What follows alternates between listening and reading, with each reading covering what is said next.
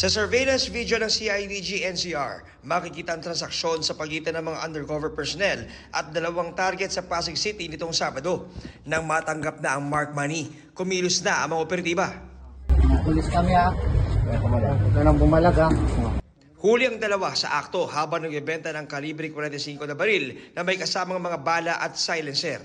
Nang i-check ang kanyang gamit, na-recover pa ng mga pulis ang isang 9mm na baril at mga bala. Inaalok tayo ng barel. Ito yung Sig Sauer na caliber 45 at 55,000.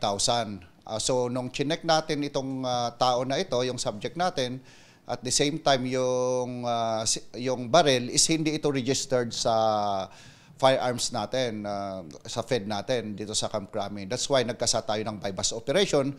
Na-recover din ng CIDG ang mga peking ID at calling card na iniimbestigahan na kung nagamit sa panloloko. Tinitingnan natin kung involved siya sa pang-i-scam. Why? Ang gamit niya is yung mga IDs is, una is Office of the President, Office of the Malacanang.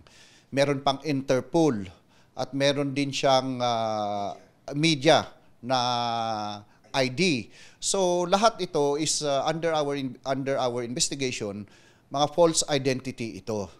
Wala pang pahayag ang dalawang suspect na naharap sa kasong paglabag sa RA 10591 o illegal possession of firearms and ammunition at usurpation of authority. Mensahe ng CIDG sa mga posibleng na biktima ng mga suspect. Huwag po silang mag-atubili na mag-report sa authority na mga ganitong modus operandi. Lahat ng mga illegal activities in their localities, report to CIDG and the CIDG will do the rest.